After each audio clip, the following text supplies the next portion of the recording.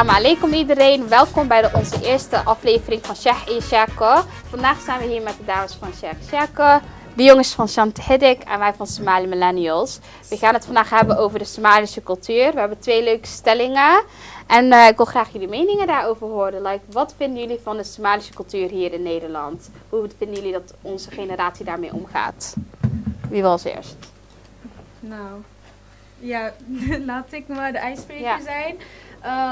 Persoonlijk vind ik eigenlijk dat Nederlandse jongeren die in Nederland wonen niet echt heel erg connected zijn met elkaar. En ook niet veel bezig zijn met de cultuur.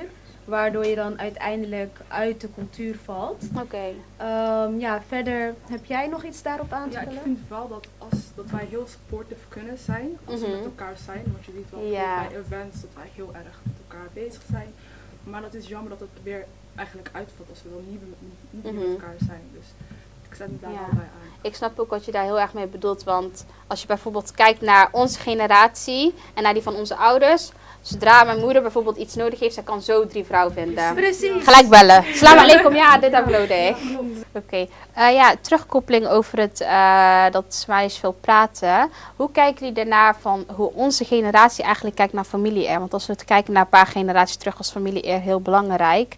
En natuurlijk als de jongeren zeggen van ja, er wordt veel gepraat, dit of dit. Dat kan ook wel de familie-eer gaan aantasten of zo. Klopt. Denken jullie dat er echt nog speelt bij onze generatie of denken jullie wat minder? Ligt eraan hoe ver zeg maar jouw familie, jouw eigen gezin jou dat mee heeft gegeven. Want uiteindelijk komt beïnvloeding toch wel uit thuis, familie, weet je wel. Ja, inderdaad. En bij mij speelt dat niet zo nodig per se een rol, maar meer van dat ik wel echt nadenk over mijn stappen voordat ik die zet. Omdat ik dan natuurlijk, als het ook al maakt het voor mij natuurlijk niet uit. Voor mijn thuisgezin en mijn familie en ouders en natuurlijk dat weer wel. Wat wel nog steeds een grote rol bij hen speelt. En we kunnen niet onze ouders negeren. Ook al is het bij onze jongeren, zijn er bepaalde taboes niet meer. Ja. Zijn dat wel nog steeds wel bij de oudere generatie. Wat inhoudt, je moet nog steeds toch wel nog respect tonen daarvoor, weet je. We kunnen niet zeggen, wij zijn de nieuwe generatie en we veranderen meteen alles direct. Maar de volgende punt, dus waarin de nieuwe generatie aankomt, wij kunnen daar wel verandering voor hun inbrengen, weet je. Ja, op dat moment zijn wij de ouders. Ja. Kunnen wij voor hun de dingen die zij natuurlijk moeilijk vinden of wat dan ook op dat moment anders aanpakken. En dan de familie-eer misschien daarbij cancelen, inshallah. Ja, stap voor stap is dat. Het gebeurt niet in één keer, weet je wel. Ja. Ja, familie is wel ook een ding wat vooral onze generatie niet echt heel goed begrepen wordt. De generatie voor ons, ze weten, ze hebben het van hun ouders meegekregen. Maar onze generatie, we begrijpen niet heel vaak niet waarom wij bepaalde dingen niet mogen doen. Er wordt gewoon gezegd van doe dit niet.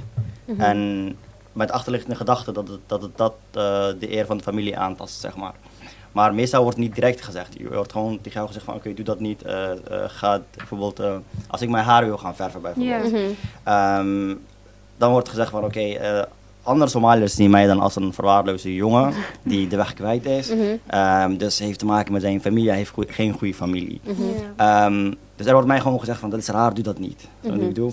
Maar niet dat gewoon de eer van de familie schaadt. En ik denk dat er echt heel veel jongeren daarmee struggelen, dat ze niet weten van ja, maar waarom mag je dat niet doen? Als ik het leuk vind, waarom mag je niet gaan uitproberen? Ja, waar ligt de grens precies? Ja, waar ligt de grens inderdaad? Dus als ik het goed begrijp, bedoel je eigenlijk dat het eigenlijk nog steeds wel heel erg is, maar dat het gewoon niet wordt gespecificeerd. Het wordt niet duidelijk gezegd inderdaad. Van dit is familie-eer, maar het wordt gewoon in een omzaal wordt er omheen gegaan. Klopt, of je moet heel goede ouders hebben die heel goed communiceren met hun kinderen over wat ze wel en niet mogen doen. En ik denk dat de Somalische ouders heel vaak aannames hebben van hun kinderen, dat ze begrijpen het wel. Snap je wat ik bedoel? Terwijl een kind dat niet echt weet eigenlijk waarom die bepaalde dingen niet mogen doen. Omdat zij nooit dat, voor hen was het automatisch, omdat ze in ook cultuur leefden wat alles gewoon volgens de regels ging.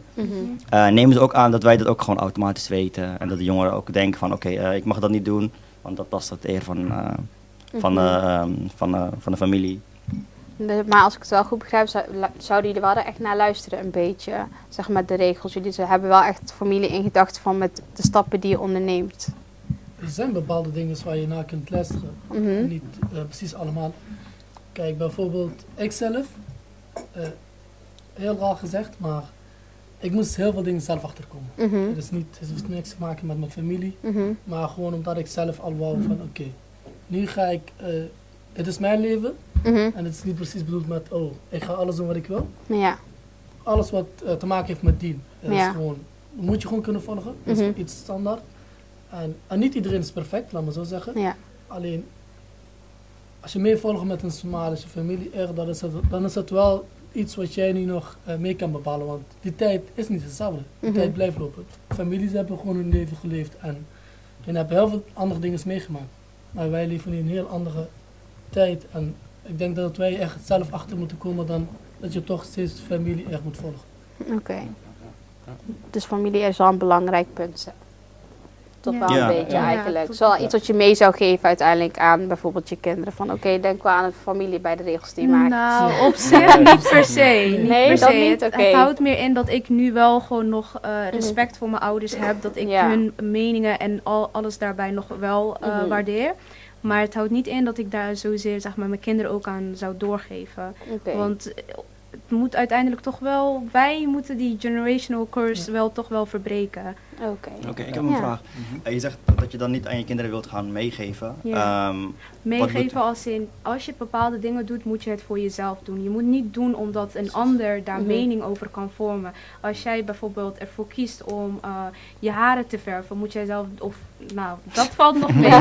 Zeg maar, als je alcohol gaat drinken, dan moet je zelf denken van, wat zijn de slechte gevolgen voor mij? Niet van, boy, weet je, het heeft een soort van, mensen gaan me daarop judgen. Ja. Nee, alles wat je doet moet uiteindelijk wel toch wel voor jezelf zijn. Je zou niet zozeer met andere mensen moeten maken, weet je. Hoe denken jullie over de eer zelf? Zijn er bepaalde dingen die jullie denken van, dat is wel daar hebben mijn ouders gelijk in en daar moet ik echt ver van afblijven? Of vinden jullie dat er een ruimte is van in alles wat een kind kan doen? Ik vind zo. Ja, dat is een goede vraag. Dat is een goede vraag. Nee, kijk, ik vind dat de Somalische ouderen dan en onze ouders dan ook, die zitten om dan ons te beschermen eigenlijk, in principe. Ja.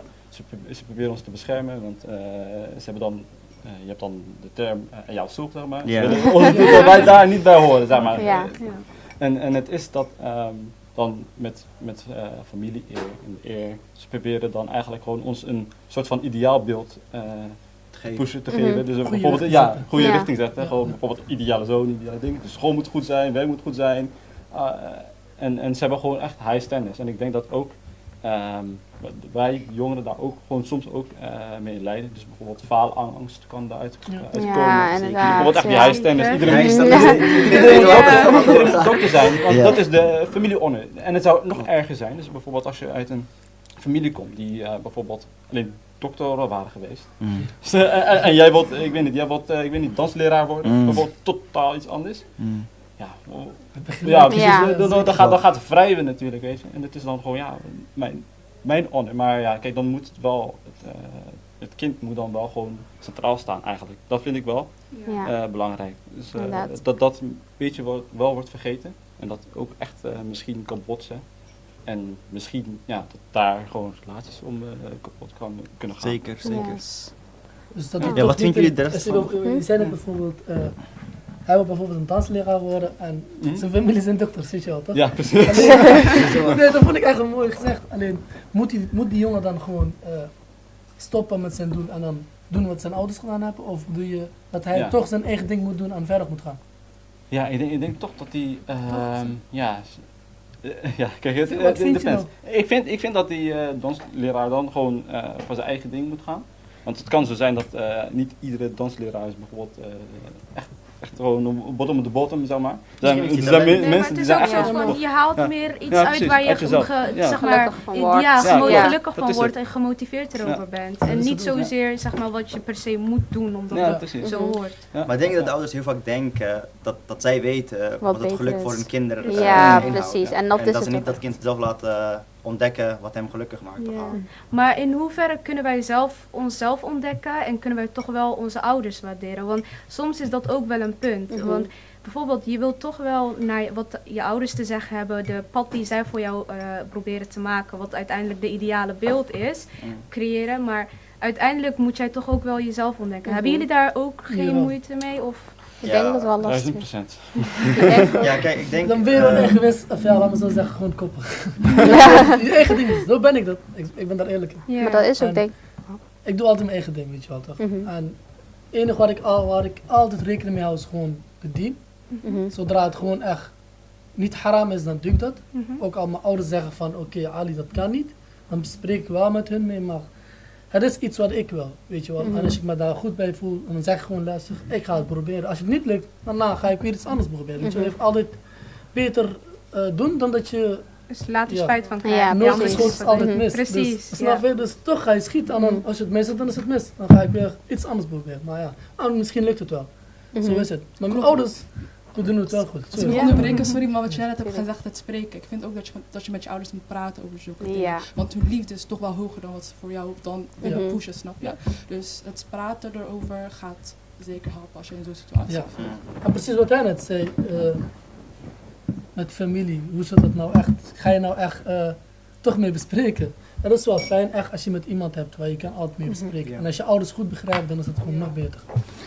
Je heeft altijd nog omstanden nog erbij. Als het niet lukt, je hebt vrienden nog erbij. Maar altijd als je een doel hebt, probeer het. Als je het moeilijk mee hebt, probeer met iemand te spreken. Dat is het beste altijd wat je kan meenemen in jouw leven, laat me zo zeggen. Ja, wat ik echt heel vaak...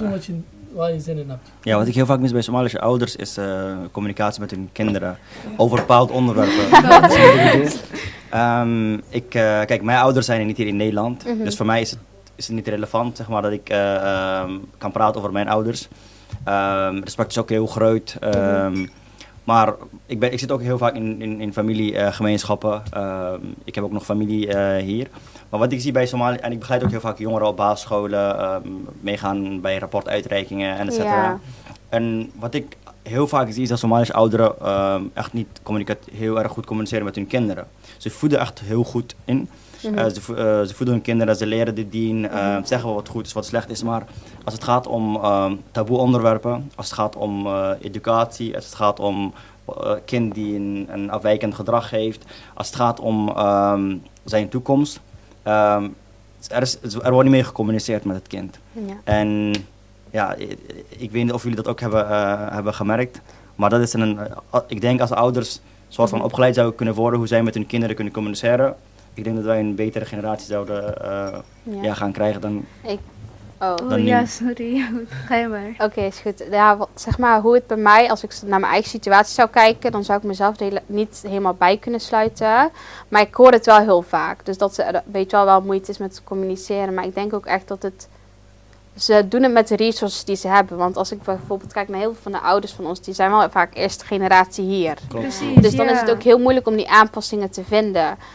Het is niet zozeer hun schuld, weet je. Ja, ze weten het ook niet echt beter. Ze doen uiteindelijk toch wel hun best. Het zijn ook wel inderdaad, zoals ze aangeven, de eerste generatie die hier naartoe is gekomen. En hebben ook natuurlijk hun eigen trauma's, dingen die ze zelf nog moeten verwerken. Dus communicatie staat wel echt het laagste, dus wel hun minste probleem, laat ik zo zeggen, voor hun. Ja. En ik denk ook dat kinderen, ze zien het als een zwaktepunt of zo, denk ik. Als je zo met een kind moet gaan communiceren van kom zitten, pak een kopje thee erbij. Waar zit je ermee? Bijvoorbeeld pestgedrag op school. Ik denk niet dat ouders daar aandacht aan besteden. Dat is gedien. Ja, dat is heel leuk. Mag ik daarover praten? Ja. Kijk, ik zat dus op een Nederlandse school en het was niet altijd zozeer hoe zeg je dat, zo geweldig. Maar mijn moeder, wat ik heel leuk vond daarin was, zij begreep mij. Ik voelde me toch wel, toen ik jong was, dat ik daar toch wel met haar over kon praten. En daarbij ook gaf ze mij adviezen van hoe ik ze kon aanpakken. En al die manieren, wat ik toch wel soms, als ik er terug op kijk, denk van, het valt wel mee. Ze doen echt wel hun best. Dus voor zover ze weten wat goed is, weet je. Ja, wat ze hebben geleerd. Ik blame hun ook niet. Alleen ze komen kennis tekort of voorlichting tekort. Hoe ze met het kind moeten omgaan. Terwijl, kijk, je leeft hier in Nederland. Er zijn bepaalde risico's hier. De mentaliteit van de kinderen is heel anders dan de mentaliteit van kinderen in Somalië. Want een kind van 5 jaar gaat daar jouw dingen verkopen. Als je naar de markt gaat. En hier in Nederland is het toch anders. En ik denk dat ouders, ze doen het niet bewust. Maar het is een onbewust een gedrag wat ze hebben. Je kan het niet kwalijk nemen. Maar aan de andere kant, het is niet de ideale situatie inderdaad.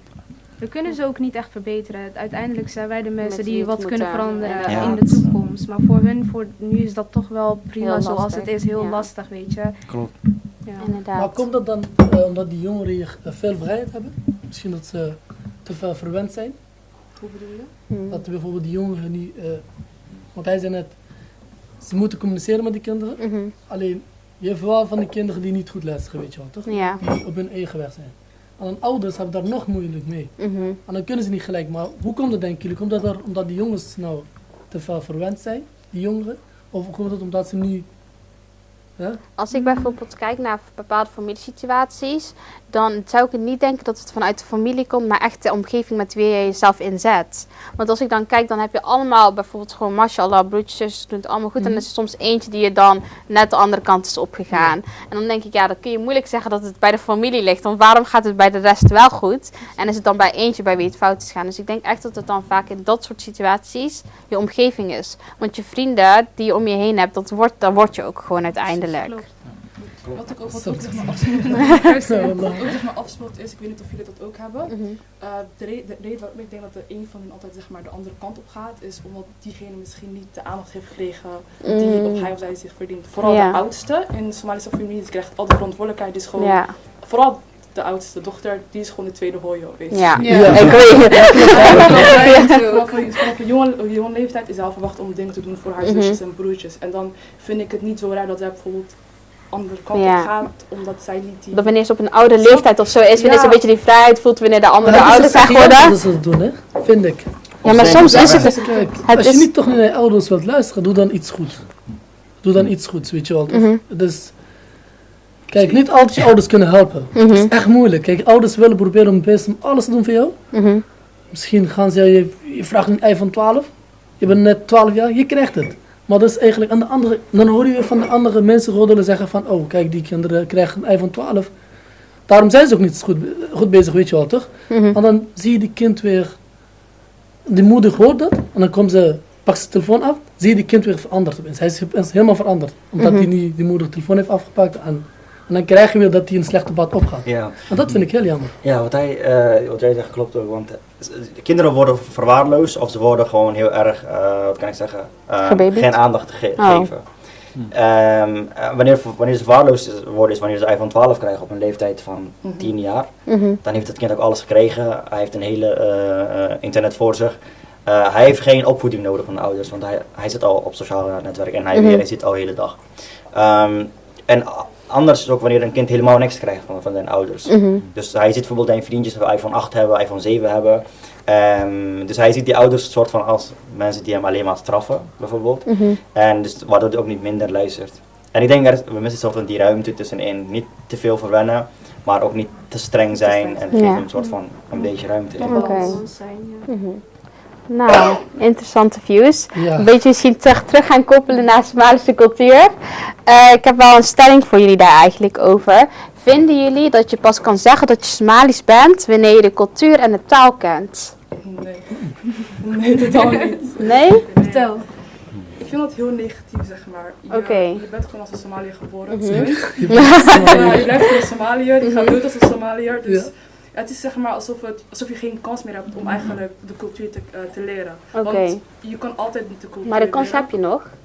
Tot die tijd ben je gesmaakt. Nee, maar op de manier van, als jij al zegt tegen een jongen, bijvoorbeeld een jongere, van hey, je bent geen Somaliër meer, omdat je de cultuur niet kent, dan gaan die jongeren ook denken van, weet je wat, dan ik ben geen Somaliër, ik ben gewoon een Nederlander dan. Dan weerhoudt jij zoveel jongeren tegen. Ik denk dat je meer op een positieve manier dat moet aanpakken in plaats van een negatieve manier.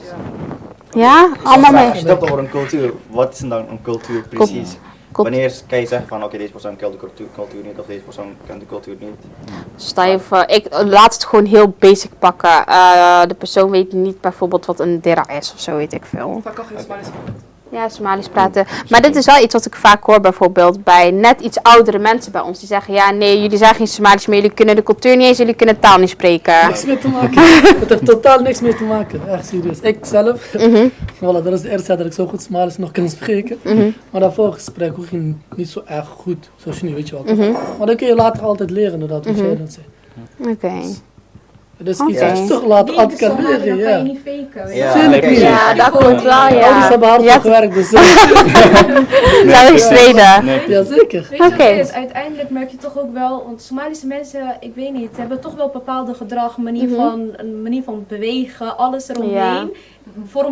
Maakt ons toch wel Somaliërs. Ik zie wel een verschil wanneer ik een Somaliër zie. Ik weet niet hoe dood Hollands die eruit ziet. En wanneer ik gewoon een Turk zie ik wel natuurlijk gewoon van, kan sowieso Somalië. Ja. Somalië.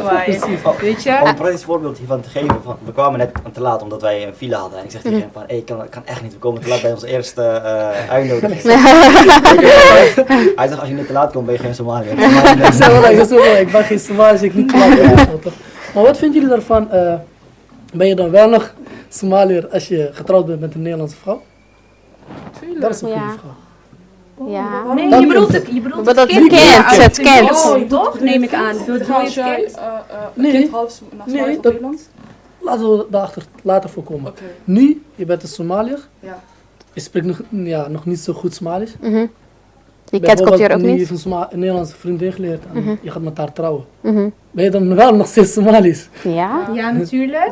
Dat is precies die vraag wat jij net gesteld hebt. Ja, snap je? Maar man, dan ben je alsnog wel Somaliër, toch? Ja. Ook als je de taal niet spreekt. Ja, Maar tuurlijk. je etniciteit verandert niet als je in een huwelijk gaat. Ja. Ja, Wat jij vroeg, Ja, van, precies. ben je Ja. wel Somaliër als je Oké. de cultuur niet kent? Ja.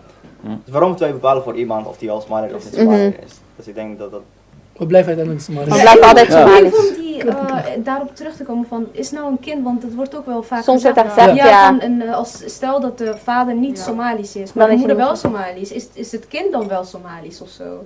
Dat Ja, hoor je zeker. ook wel Niet vaak. Ja. is opgevoed. Als zijn moeder gewoon op een Somalische manier opvoedt en ze gaat trouwen met Somaliërs, ja, dan is dat kind ook Somalisch. Maar dat, Maar volgens de wet is hij gewoon Somaliër, maar ik bedoel, dan zien we hem ook als Somaliër. Ja, Ja. maar niet Hij juist kent het gedrag. niet. Sommige wij Ja. natuurlijk, omdat Ja. iedereen is uiteindelijk wel een individu, maar ik bedoel meer van, sommige Somalische mensen hebben het idee van, als het kind niet Somalische vader heeft, en wel Somalische moeder, is die niet echt Somalisch. Daar heb je wel. Wel anders. Ja. Ja. Nee, Nee, de lineage. van de- Je gaat Ja. gewoon Via de vader, Ja, ja. precies. lineage. Van Ja, de lineage dan maar. Precies. heb je De vader, gelijk. Ja. dan stopt het. Klopt, Oh, inderdaad, dus ja. op die manier. Ja. Nee, ik denk de moeder voedt het kind op, dus als de moeder Somalisch is, van mijn beleving is dat kind ook gewoon Somalisch. Ja, voor mij persoonlijk ook, maar ik heb die heel vaak gehoord dat ze zeggen, nee, dan ben je geen Somaliër meer. Oudere generatie ziet dat niet echt als Ja. dat kind is geen Somalisch. Heel grappig als je dat nog gaat zeggen. Ja, Mijn moeder is wel Somalisch.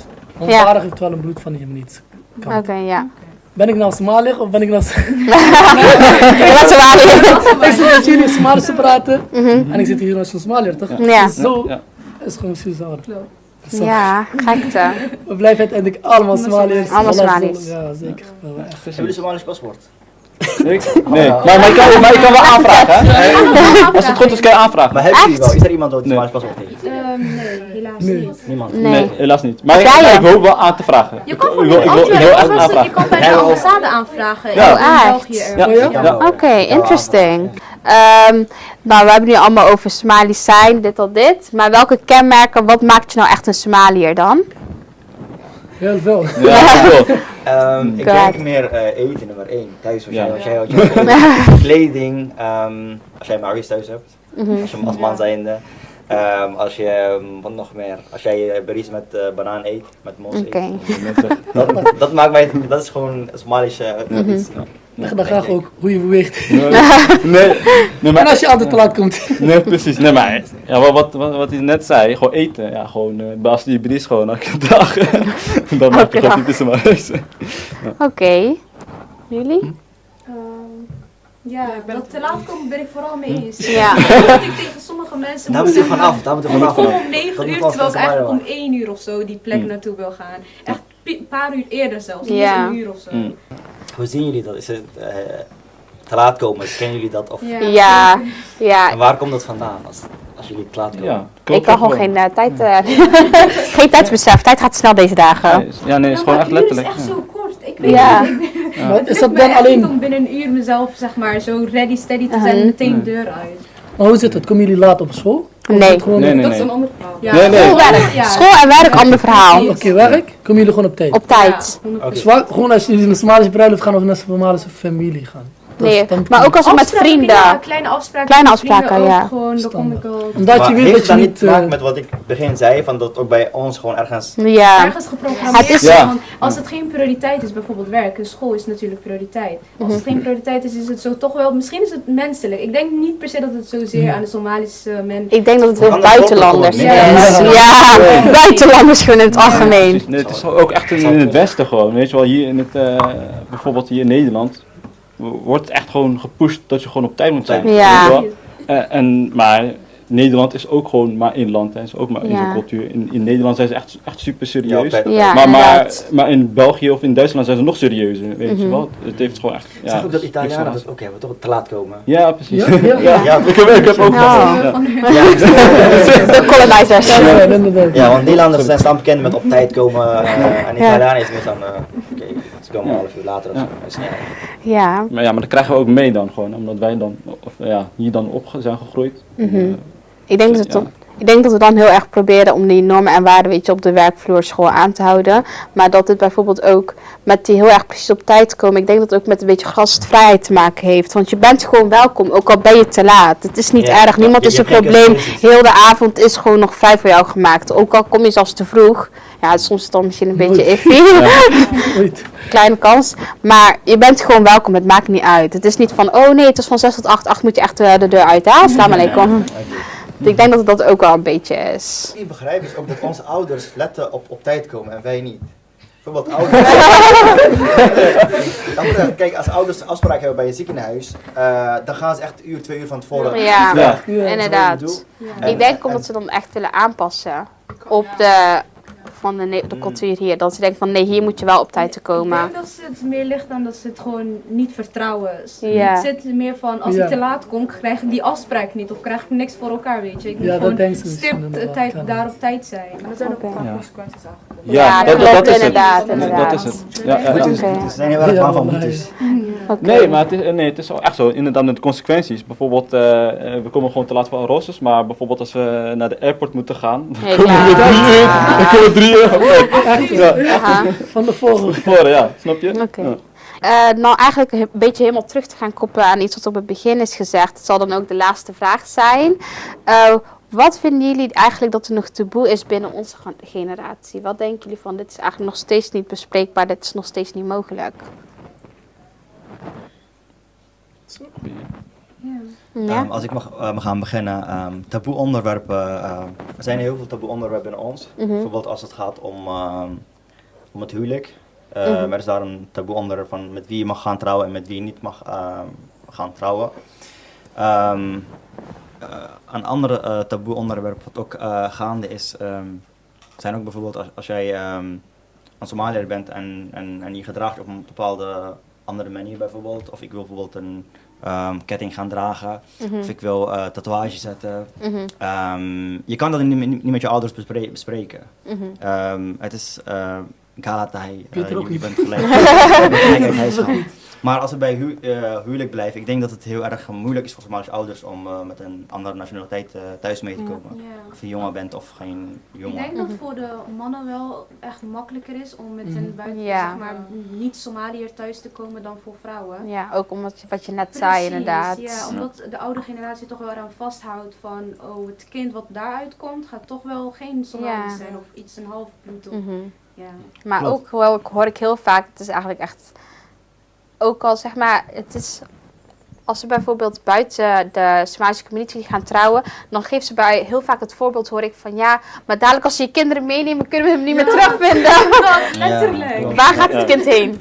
Nee, dus ik kan wel ergens begrijpen, want het is uit bescherming. Uiteindelijk zijn wel, je kan niet ontkennen dat een huwelijk ook tussen 2 families is. Als we dat sowieso. Er moet toch wel als ze niet dezelfde taal spreken, als ze niet zeg maar uit dezelfde omgeving komen, dat gaat ook heel moeilijk, lastig weet je. Ik denk niet dat iedereen uiteindelijk hier in Nederland blijft wonen. Ooit wil ik wel toch wel teruggaan naar Somalië. En, en dan misschien gaat de man, als ik met een buitenlander trouw, moeilijk vinden om daar zich te settelen. Weet je. Ze hebben daar ook een bepaalde gezegd voor bij de Somaliërs. zoiets. Maar dat bedoelen ze mee van, ze zijn heel erg bang op het moment dat jij met een ander volk trouwt, dat sowieso al jouw nakomelingen, dat ze daar geen grip over hebben. Of bijvoorbeeld dat ze de ouders van jouw partner dan niet kennen en de familie van jouw partners niet kennen. Het zouden bijvoorbeeld criminele familie kunnen zijn. Ze zijn heel erg bang met jouw nakomelingen. En ze vertrouwen het Somalische gemeenschap heel erg. Bijvoorbeeld als je gaat trouwen, dan weten ze al gelijk. Ja, weet je waar die inderdaad. Heel makkelijk te vinden. Verifiëren van familie. Kijk, waar wonen jullie? Het is een goede familie. En ja, ik denk dat ze zijn heel erg bang dat er iets misgaat in de toekomst voor hun kinderen, denk ik. Ja, begrijpelijk. Ja, dat sluit me wel aan. Ja, dat is denk ik ook echt hoor, inderdaad. Maar zijn jullie daarmee eens? Zou je daarbij aanpassen? Of? Weet je wat het... Ja, zeg maar. Nee. Oh. Zeg maar, als ik bij mezelf zou kijken, ik heb zeg maar, we spreken allemaal heel goed Nederlands bijvoorbeeld, weet je. Als ik waarschijnlijk nu met iemand zou gaan trouwen, ik zou het liefst met een Somaliër willen trouwen. Ja. Of ja, het is gewoon voor multiple reasons, zoals je net al aangaf. Familie kan elkaar goed begrijpen. Bij jouw kinderen gaat waarschijnlijk hopelijk niet de Somalische cultuur zo helemaal wegvagen.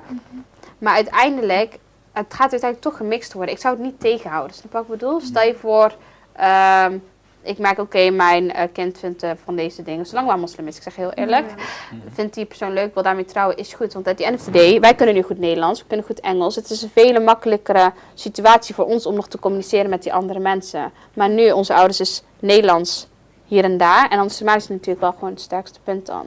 Dus ik zou het minder erg vinden. Ja, ik zou ook persoonlijk minder erg vinden. Want ik denk dat de ouders zijn heel erg bang met de communicatie, ook met andere ouders. Snap je wat ik bedoel? Want ze willen, kijk, als jij getrouwd bent met Somalische familie, je kan bij hun ouders terechtkomen, bij je schoonfamilie kan je terechtkomen. Als Somali ook, je hoeft niet letterlijk per se Nederlands te spreken daar. Het is heel makkelijk praten. Bijvoorbeeld, ik had laatst een onderwerp wat hiermee te maken heeft met mijn neefjes. Hun moeder zegt, mijn kinderen moeten echt niet met een buitenlandse vrouw hier naartoe komen. En als ze komen, dan ken ik die kinderen gewoon ook niet. Dus vanaf het moment dat ze getrouwd zijn, dan kom ik niet naar hun huis. Ja. Is er iemand die nog iets wil aankaarten? Want dan ga ik afsluiten. Nou, ik wil jullie heel erg bedanken. Ja, is correct. Wat kunnen wij meegeven aan de nieuwe generatie? Wat kunnen we meegeven aan de nieuwe generatie? Een nieuwe generatie, onze generatie. Maar ook de nieuwe, denk ik. Ja. Laten we zo zeggen wat wij nu het beste mee kunnen geven. Voor nu en later. Zoek elkaar op. Ik vond die eerste punt toch wel heel mooi. Zoek elkaar op. Want uiteindelijk heb je toch wel wat meer aan je eigen mensen en aan je eigen cultuur dan dat je zeg maar ervoor schaamt en jezelf ervoor verbergt. Somalische bloed heb je eenmaal, dus accepteer het. En je bent altijd welkom. Ja, precies. Ja. Als we elkaar gaan opzoeken, dan kun je gewoon elkaar helpen. Dus want als je een expert bent in iets, dan kun je gewoon mensen meetrekken. Dat is inderdaad echt belangrijk. En ik hoop dat wij dan bijvoorbeeld, nu wij echt aan het leren zijn, nu aan het studeren zijn. En laten we hopen dan inshallah gewoon ook gaan afstuderen en dan werk gaan zoeken. Ja, dat we gewoon elkaar gewoon helpen. En dat is echt belangrijk. Ja. En daarbij wil ik ook zeggen van niet alleen leren van elkaar, maar verdiepen ook in de cultuur. Dat het ook niet wegvaagt. Want nu ben ik bang dat de volgende generatie gewoon helemaal de taal niet kan spreken. Weet je wel. Heel belangrijk. Dat je gewoon Nederlands tegen je kind praat laten, wat ook heel Dus verdiep in de cultuur en leer je taal. Yes. En ik wilde nog even wat toevoegen, sorry. Nee. Probeer toch wel je ouders als eerste te begrijpen. Het gaat er niet altijd om dat de eerste stap van de ouder moet komen, hoe ouder ze zijn of hoe volwassen ze ook zijn. Ze zijn ook toch wel uiteindelijk een mens. Rahmat, probeer toch wel meer, zeg maar, meer liefde te tonen aan je eigen ouders. Door niet tegenop ingaan, dat werkt ook niet. Gewoon toch wel begrip tonen, communiceren. Ook al komt de communicatie niet komt de communicatie maar van één kant. Zolang je het maar probeert. Ik weet 100% uiteindelijk als ze zien dat jij er moeite in steekt, dat het toch wel mee zal vallen met de tijd mee. Dat komt wel goed. Ja. Zeker. Ja, dat zijn echt mooi gesproken, mashallah. Ja, wat ik mee kan geven aan de nieuwe generatie is, wees beter dan je ouders. In ieder geval, althans, heb de mentaliteit om beter te zijn dan je ouders. Dat wil zeggen dat jij constant van je ouders leert en dat jij probeert jouw kinderen meer te geven dan wat jij hebt meegekregen van je ouders. Dus als jij dat doet, dan zullen ook de nieuwe generaties beter zijn dan jezelf en dat zou je dan doorgeven. Want met een wereld wat nu heel erg veranderd is, dat wel best wel nodig. Klopt. Zeker. Je ouders kunnen niet alleen je ouders kunnen niet dingen leren, maar ze kunnen ook leren van jou. Ja, inderdaad. Wat ik voor de... de tweede keer. Maar probeer dan zelf met hun te communiceren over hoe jouw dag was. En bijvoorbeeld kleine dingetjes. Zodat zij ook denken van oké, het is makkelijker om te praten en dan stap voor stap komt het wel goed, vind ik. Ja, mooi gezegd. Mooi gezegd, zeker. Ik zou zeggen aan de jongeren, blijf zelf strijden. Kijk, je ouders hebben heel veel moeite gedaan om ons hierheen te brengen om veilig te leven. Soms, niet iedereen zijn ouders is chill, maar probeer zelf wel iets goeds van te maken. Want uiteindelijk, je ouders blijven je ouders. En ook al het vandaag niet goed met jou gaat, en je bent op een slechte pad, je bent zo ver mogelijk, alsnog blijven ze voor jou vandaag. Het enige wat vandaag terug voor jou komt zijn je ouders, je broers, vader, moeder. Maak alle fouten van de wereld, die blijven nog steeds jouw ouders en die blijven jou houden. Dus maak geen domme dingen, blijf voor jezelf en focus op de toekomst. En kijk wat je mee kan geven aan de Somalische jongeren. Dat is wat ik mee wil zeggen. Mooi gesproken. Yes, nou. Dan komt er een einde aan deze episode. Dankjewel allemaal voor het luisteren en kijken naar de eerste Shahi Shako. Nogmaals, we zijn hier vandaag met Shante Hidik, Shako en Somali Millennials. Ik hoop dat jullie het leuk vonden en stay tuned for more. En iedereen volgen op Insta, YouTube, alles. We kunnen allemaal onder de naam vinden. Op Insta en TikTok? Yes. Somali Millennials op alles. TikTok, YouTube, Insta, alles. Shante Hidik tegenwoordig ook op TikTok. Instagram vooral, ja. Yes. En wij willen heel erg bedanken aan Somali Millennials voor deze bijeenkomst. Hebben zij alles geregeld voor ons. Ik vond het wel echt gezellig. Dankjewel. Wij vonden het ook heel gezellig. Ik heb vandaag heel hard op mijn hart gebracht. En deze man komt helemaal vanuit Limburg. Ja, maar mashallah. Klappen. Ik heb niks mee te maken hoor. Ik vind het leuk, dus moeten we kennen. Top. Nou, dankjewel. Assalamu alaikum.